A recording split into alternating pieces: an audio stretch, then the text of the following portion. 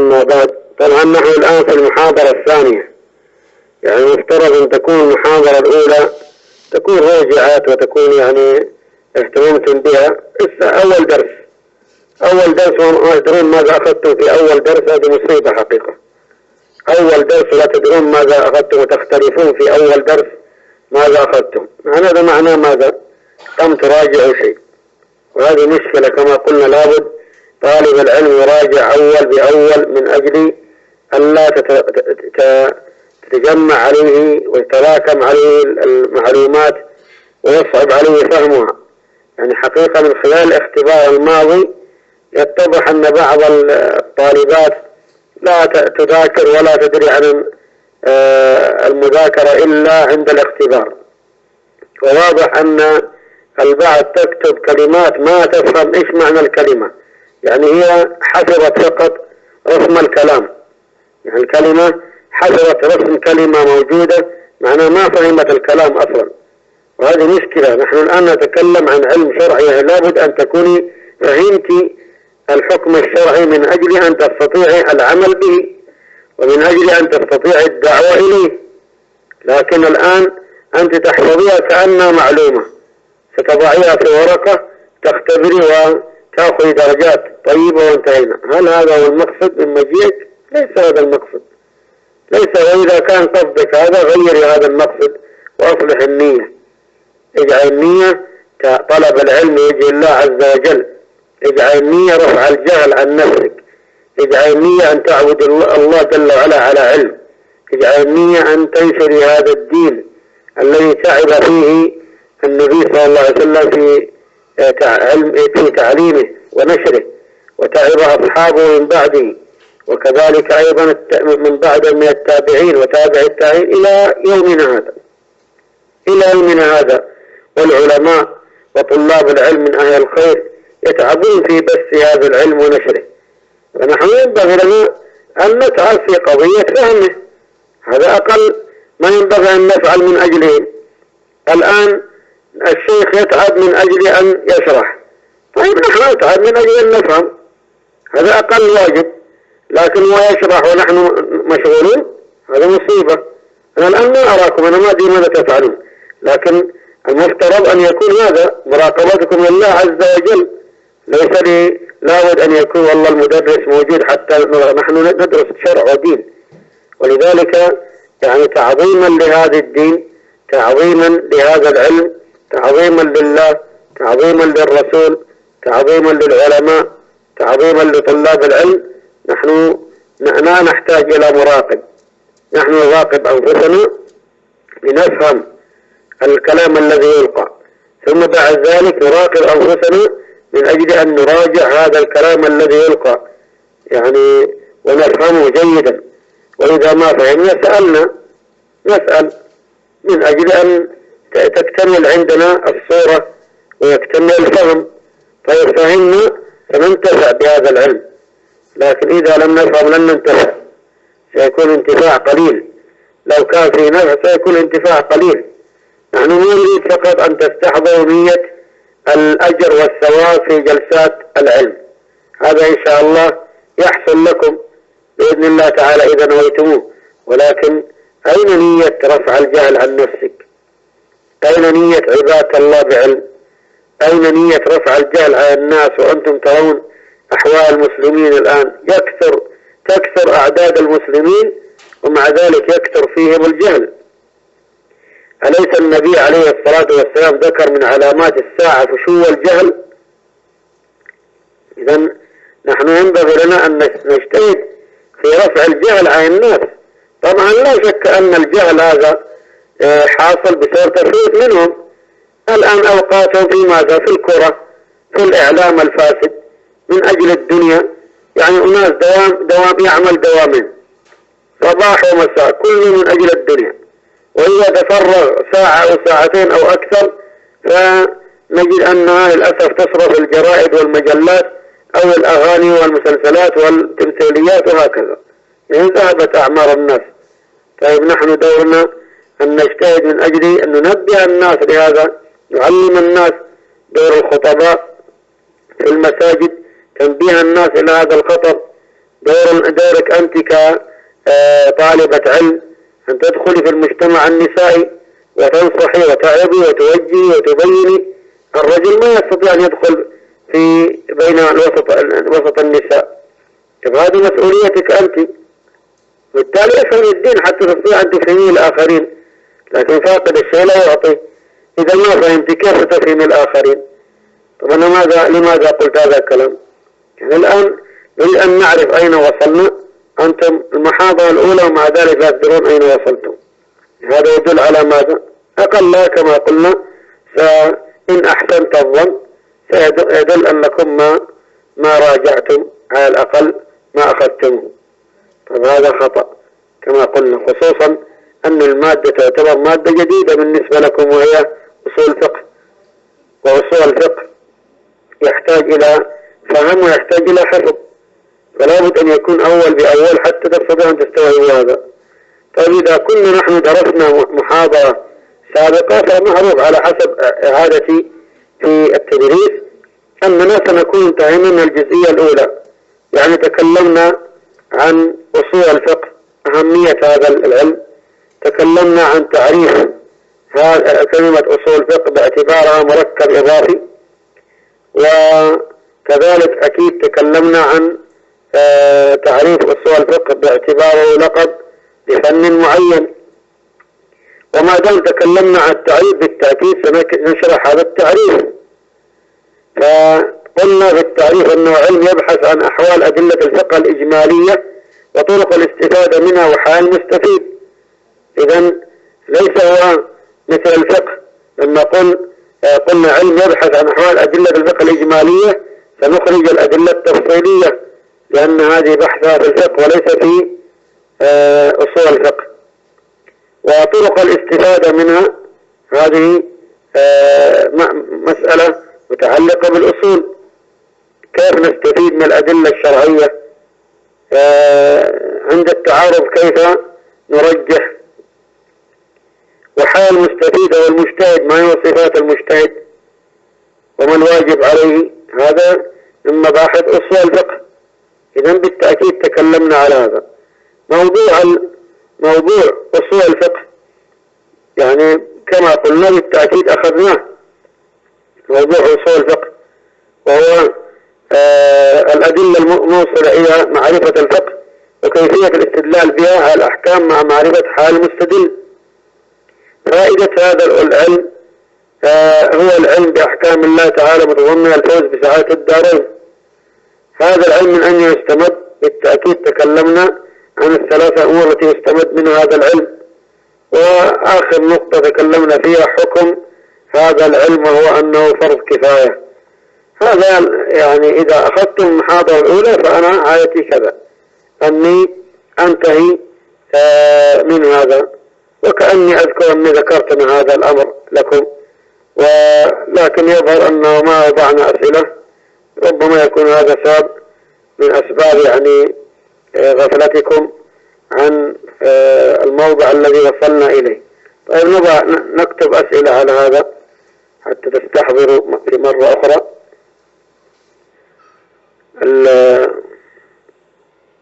اكتب الأسئلة على هذا. عرفي أصول الفقه، عرفي أصول الفقه باعتباره لقبا لفن معين. عرفي أصول الفقه باعتباره لقبا لفن معين.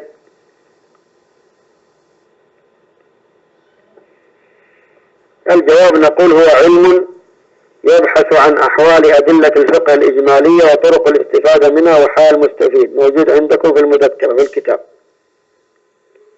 السؤال الثاني: ما الفرق بين علم الفقه وعلم أصول الفقه؟ ما الفرق بين علم الفقه وعلم أصول الفقه؟ طبعا هناك فروق، لكن نحن سنختصر في جواب مختصر. نقول أن الفقه يبحث في الأدلة التفصيلية، أن الفقه يبحث في الأدلة التفصيلية، وعلم أصول الفقه يبحث في الأدلة الإجمالية. نقول الفقه يبحث في الأدلة التفصيلية، وعلم أصول الفقه يبحث في الأدلة الإجمالية.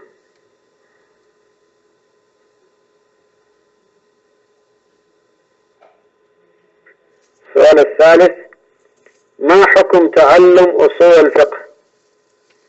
ما حكم تعلم أصول الفقه؟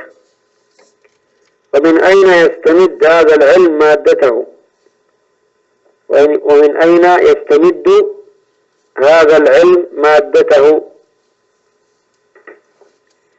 الجواب: نقول تعلم أصول الفقه حكمه فرض كفاية. تعلم أصول الفقه حكمه فرض كفاية، ويستمد هذا العلم مادته من 3 أشياء مكتوبة عندكم في المذكرة: 1. علم أصول الدين. 2. علم اللغة العربية. 3. الأحكام الشرعية من حيث تصورها. السؤال الرابع: عرفي أصول الفقه باعتباره مركبا إضافيا. عرفي أصول الفقه باعتباره مركبا إضافيا.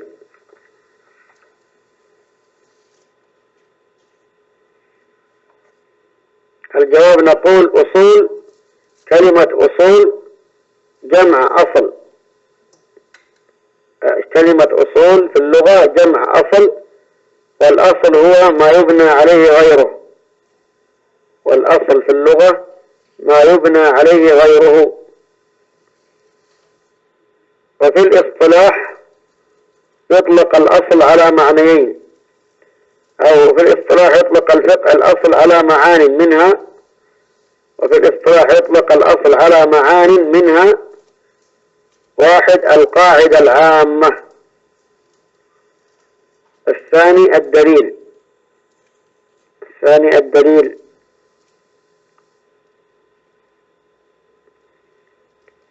وأما كلمة الفقه في اللغة، الفقه في اللغة يعني الفهم، وفي الاصطلاح العلم بالأحكام الشرعية التي طريقها الاجتهاد من أدلتها التفصيلية.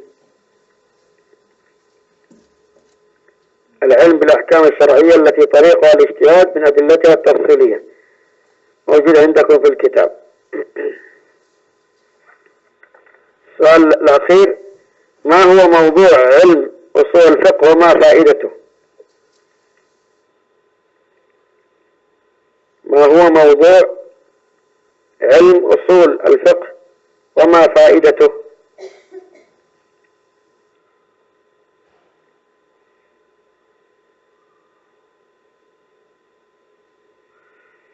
الجواب: نقول موضوع علم أصول الفقه هو الأدلة الموصلة إلى معرفة الفقه وكيفية الاستدلال بها على الأحكام مع معرفة حال المستدل. وأما الفائدة، فائدة علم أصول الفقه فهو العلم بأحكام الله تعالى متضمن الفوز بسعادة الدارين، موجود في الكتاب عندكم. إذن انتهينا من الدرس الأول ومن الأسئلة المتعلقة بها به اللي الدرس الأول.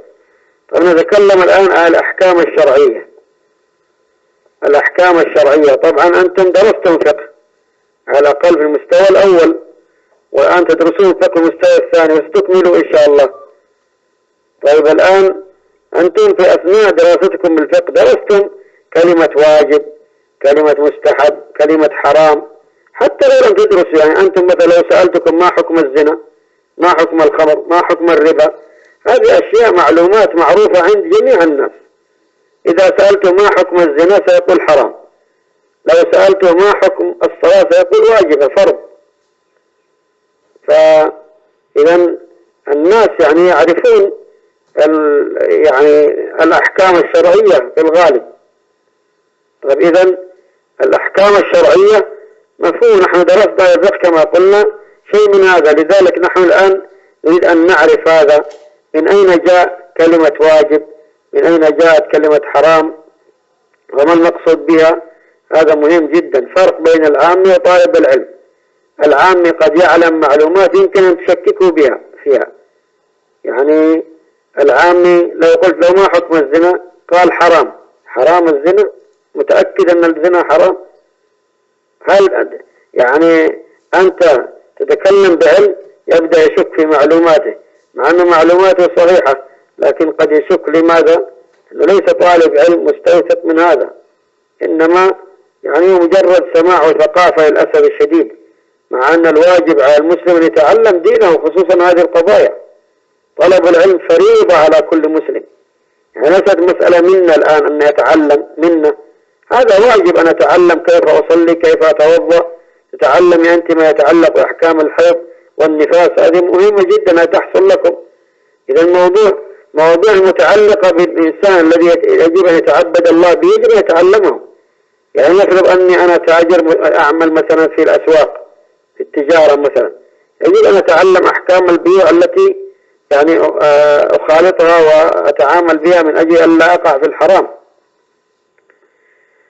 فإذا الأحكام الشرعية فرق بين من كما قلنا يعرف مسمياتها هكذا، وبين من يعرف مسمياتها ومعانيها فيكون أرسخ في العلم. فما معنى الحكم الشرعي؟ ما معنى الحكم أصلا؟ كلمة الحكم ما معناه في اللغة؟ الحكم معناه في اللغة المنع. الحكم في اللغة معناه المنع.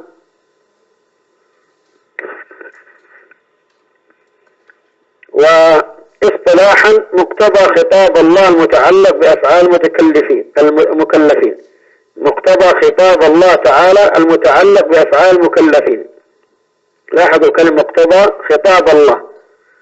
نحن الآن نتكلم عن الأحكام الشرعية، وبالتالي ما دام أننا نتكلم عن الأحكام الشرعية فلا بد أن يكون خطاب الله، لأنه خطاب الشارع.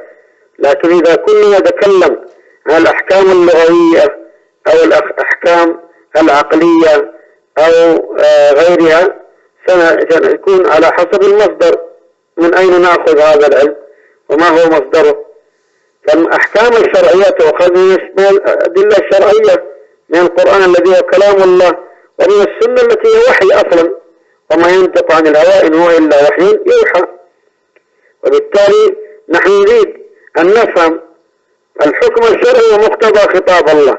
يعني عندما يقول الله لا تفعل، مقتضى هذا أن أترك، افعل، مقتضى هذا أن أفعل. إذن هذا هو مقتضى خطاب الله. مقتضى أن أفهم ماذا يريد الله سبحانه وتعالى مني. فمقتضى خطاب الله المتعلق بأفعال المكلفين، ماذا يريد الله جل وعلا من عباده. هنا الحكم الشرعي ينقسم إلى قسمين. بعد أن عرفنا معنى الحكم لغة واصطلاحا، الحكم الشرعي ينقسم إلى قسمين: حكم تكليفي وحكم وضعي. حكم تكليفي وحكم وضعي. وطبعا هنا الحكم الوضعي في أصول الفقه يختلف عن الحكم الوضعي في العقيدة. يعني الأحكام الوضعية في العقيدة مذمومة، بل هي كفر. يعني إذا كان هذه الأحكام تغيير لشرع الله عز وجل وإلزام الناس بتحكيم غير شرع الله أصبحت كفرا. فلا وربك لا يؤمنون حتى يحكموك فيما شجر بينهم، فلا يجوز أن يحكم غير الشرع. وبالتالي الأحكام الوضعية في العقيدة هي هذه، هي أحكام يضعها الناس من عند أنفسهم ويلزمون بها الآخرين.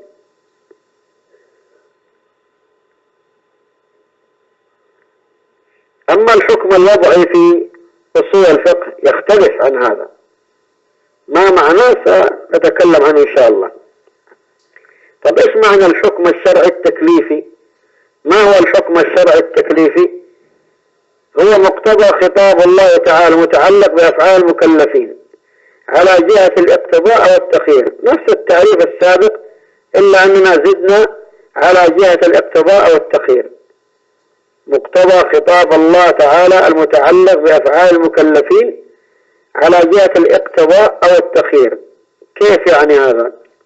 يعني خطاب الله سبحانه وتعالى إما أن يأتي يقتضي ويلزم العبد بفعل، أو يلزم العبد بترك فعل.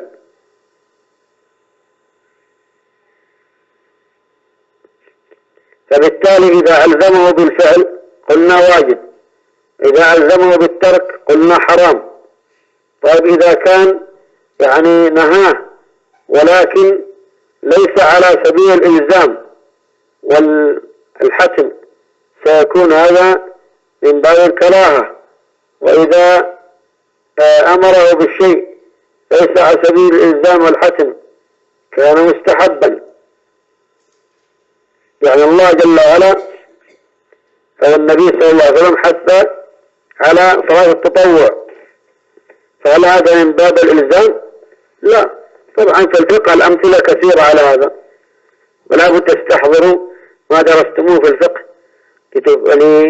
الأمثلة عندما تريد أن تضرب بأمثلة على الواجبات والمستحبات. إذا الحكم التكليفي هو مقتضى خطاب الله تعالى المتعلق بأفعال المكلفين على جهة الاقتضاء أو التخيير. الاقتضاء كما قلنا إما أن يكون أمر بإيجاد شيء على وجه الإلزام، أو أمر بترك شيء على وجه الإلزام، أو أمر بفعل شيء لا على وجه الإلزام، أو أمر بترك شيء لا على وجه الإلزام، أو يكون مخير الإنسان بين فعله وتركه. ما في احتمال أكثر من هذا. يعني الآن احتمالات في خطاب الشرع يعني على 5 عقلية بالعقل، ما في إلا هذا بالعقل. إما أن يقول الله صلي، هذا أمر. طيب هل هو يلزمني وإذا أنا لم أصلي سيعاقبني؟ إذا كان الجواب نعم، أن يلزمني بالصلاة وأني إذا لم أصلي سيعاقبني، معناه أن الصلاة دي واجبة. طيب إذا قال صلي الضحى، طيب الضحى ليست فريضة، لو لم أصلي الضحى لن يعاقبني، إذن هذا أمر استحباب. لو قال لا تفعل اترك كذا، إذا كان على وجه الإلزام يعني اترك الزنا، إذن هذا الزنا حرام. اترك الخمر حرام.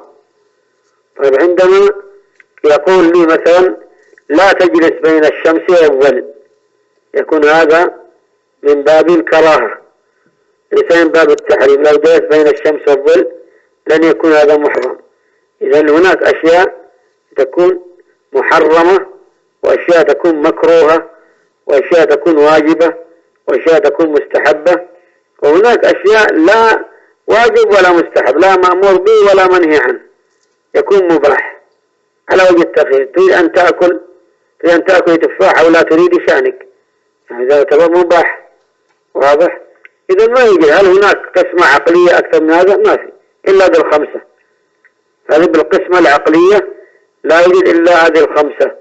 فخطاب الشرع لا يخرج عن هذه ال5 الأمور التي ذكرناها. هذه واجب وحرام ومستحب ومكروه ومباح نسميها أحكام تكليفية. نسميها ماذا؟ أحكام شرعية تكليفية. فإذا ما هو الحكم الوضعي؟ ما وضعه الشارع من أسباب وشروط وموانع تعرف عند وجودها أحكام الشرع من إثبات أو نفي، هذا نسميه حكم وضعي. يعني ما وضعه، لاحظوا، الشارع لم يضعه الناس، من أسباب. يعني مثلا دخول الوقت سبب لوجوب الصلاة. لو دخل وقت صلاة الظهر كان يجب علي أن أصلي الظهر. واضح؟ فهذا دخول الوقت يعتبر سبب لوجوب الصلاة. فالله جل وعلا جعل غروب الشمس سبب لماذا؟ لوجوب صلاة المغرب. غروب الشمس سبب لوجوب صلاة المغرب. إذن هذا ما وضعه الشارع من أسباب. وضع الشارع، جعل الشارع غروب الشمس سببا لدخول وقت صلاة المغرب. قال وشروط كذلك، جعل الشارع الطهارة شرط من شروط صحة الصلاة. تريد تصلي لابد تتوضأ، لا يقبل الله صلاة أحدكم إذا أحدث حتى يتوضأ. إذا الشرع هو الذي جعل الطهارة سبب لشرط من شروط صحة الصلاة وموانع. يعني المرأة الآن مسلمة بالغة عاقلة قادرة، ومع ذلك نقول لا يجوز لك أن تصومي ولا تصلي. لماذا؟ قلنا لأنك حائض. طيب إذا مين الذي جعل الحيض مانع يمنع من الصلاة ومن الصيام؟ الشرع هو الذي وضعه كذلك، بالتالي هذا مانع، مع أن كما قلنا المرأة الآن متوفر فيها شروط الوجوب، وهو الإسلام والعقل والبلوغ وكونها قادرة. الآن يجب أن تصلي ويجب أن تصوم، ولكن يوجد مانع يمنعها وهو الحيض كما ذكرنا. قال تعرف عند وجودها أحكام الشرع من إثبات أو نفي. تعرف عند وجود هذه الأشياء التي وضعها الشرع الأحكام من إثبات أو نفي. يعني لو قالت مرة أنا صمت رمضان، أنا كنت حائض وصمت، كنت حائض ومع ذلك صمت، نقول هنا صيامك باطل ما يصح. لماذا؟ كأنها صامت وفيها مانع من الموانع الشرعية. لو قالت طهرت انقطع الدم قبل الفجر، انقطع الدم قبل الفجر واغتسلت بعد الفجر وأكملت صومي، نويت الصيام وأكملت صومي، نقول لا إشكال، يصح ذلك ما دام أن المانع زال قبل دخول وقت الصيام، ففي هذه الحالة صيامك صحيح، والاغتسال إنما هو واجب للصلاة وليس للجنابة أثر في الصيام. يعني لو أن إنسان نام واحتلم وهو نائم، في هذه الحالة أصبح جنوبا، طيب هل الآن صيامه صحيح؟ نعم. هل يلزمني يغتسل مباشرة حتى يصح صيامه؟ لا أبدا، لا علاقة للصيام بالاغتسال إنما والجنابة، إنما هنا يلزم من أراد أن يصلي. إذا أراد الإنسان أن يصلي يلزمه أن يغتسل من الجنابة. طيب ما الفرق بين القسمين؟ الفرق بين الأحكام الشرعية التكليفية والأحكام الشرعية الوضعية هو أن التكليفية كلف المخاطب بمقتضاها فعلا أو تركا، وأما الوضعية فقد وضعت علامات للفعل أو الترك أو أوصافا لهما. واضح؟ التكليفية كلف المخاطب بمقتضاها فعلا أو تركا، الواجب فعلا والحرام يعتبر تركا، وأما الوضعية فقد وضعت علامات للفعل أو الترك أو أوصافا لهما. هذه الوضعية كما ذكرنا قد الأسباب والشروط والموانع. فبنأخذ أسئلة على هذا. ما معنى الحكم لغة واصطلاحا؟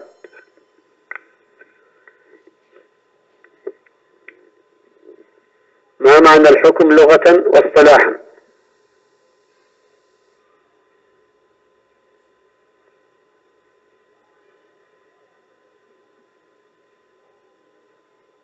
الجواب نقول الحكم لغة المنع، واصطلاحا مقتضى خطاب الله المتعلق بأفعال المكلفين.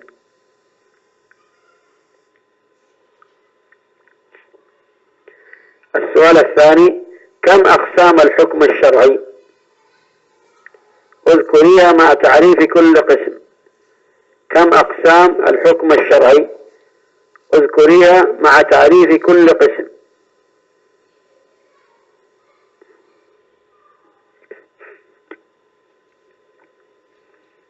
الجواب نقول أقسام الحكم الشرعي قسمين: أحكام شرعية تكليفية وأحكام شرعية وضعية.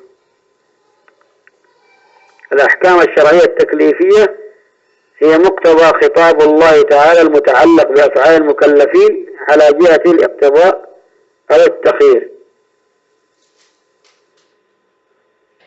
والحكم الشرعي الوضعي هو ما وضعه الشارع من أسباب وشروط وموانع تعرف عند وجودها أحكام الشرع من إثبات أو نفي.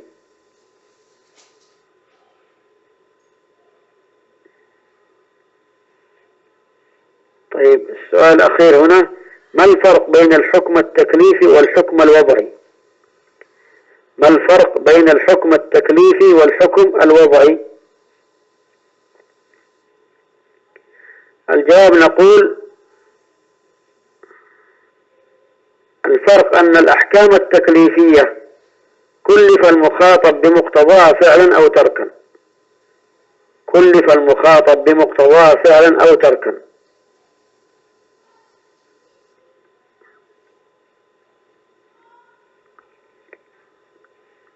وأما الوضعية فقد وضعت علامات للفعل أو الترك أو أوصافا لهما.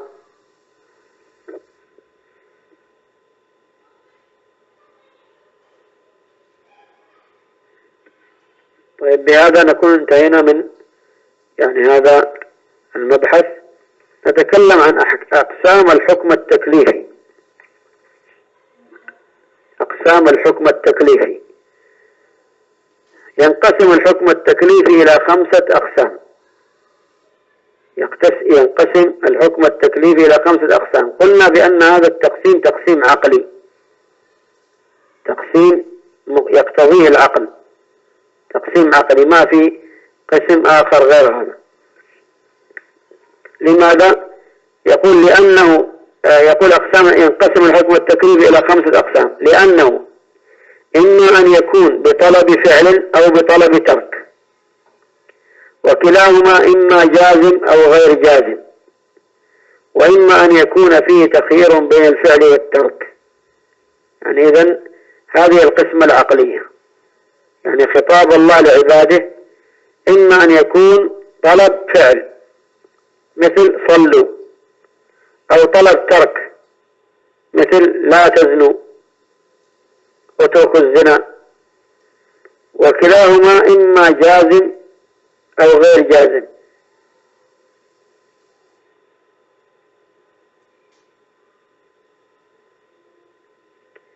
وكلاهما إما جازم أو غير جازم.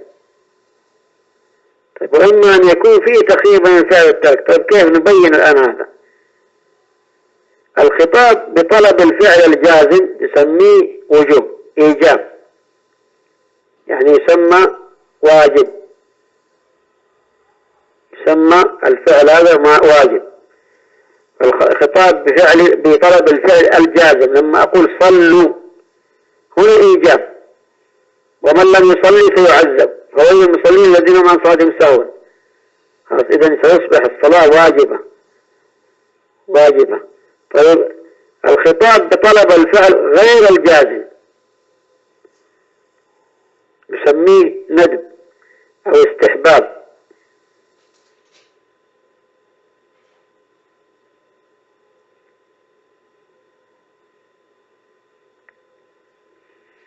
هذا الخطاب بطلب الفعل غير جازم، أقول صل الضحى، هذا كما قلنا أمر، ولكنه أمر استحباب وليس أمر وجوب، فنقول صلاة الضحى مندوب إليها، أو نقول سنة، أو نقول مستحبة، ما نقول بأنها واجبة، لأن طلبها الشرع، طلب فعلها لكن طلب غير جازم.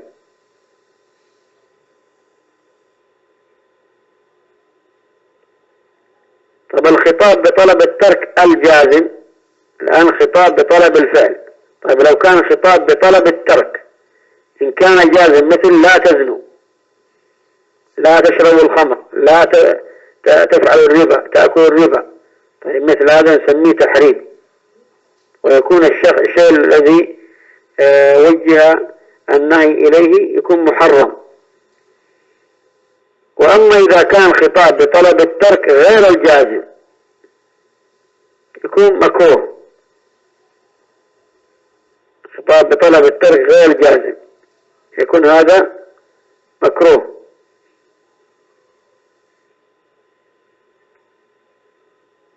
مثلا مثل فرقعة الأصابع في الصلاة، واحد يصلي فرقع أصابعه، هذا مكروه.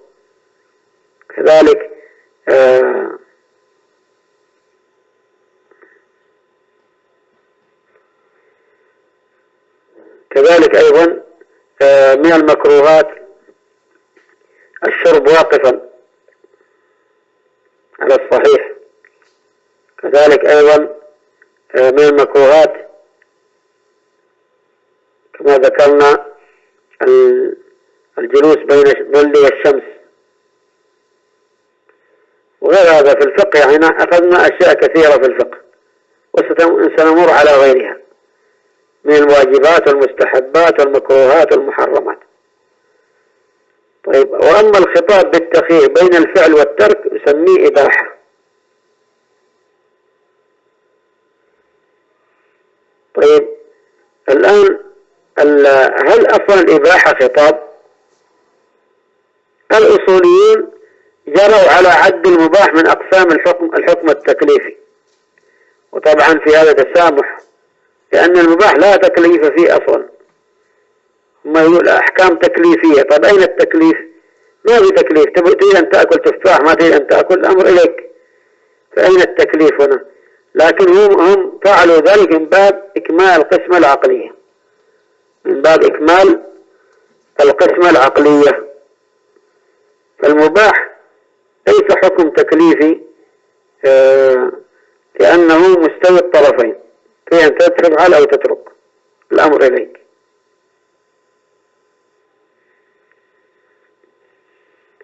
إذن هذه أقسام الحكم التكليفي.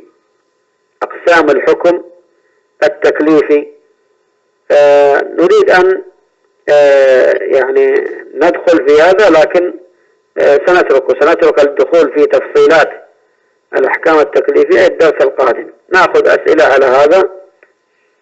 كم أقسام الحكم التكليفي؟ اذكريها. كم أقسام الحكم التكليفي؟ اذكريها. الجواب نقول أقسام الحكم التكليفي 5، وهي الواجب والمندوب والمحرم والمكروه والمستحب.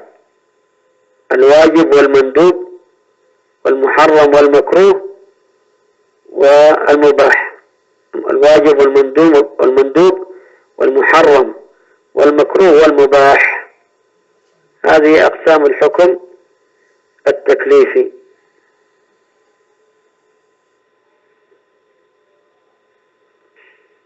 وأما الدخول في التفاصيل نتركها اللقاء القادم بإذن الله تعالى. نترك التفاصيل اللقاء القادم. طب أحد عنده سؤال؟ أحد عنده سؤال، عنده إشكال؟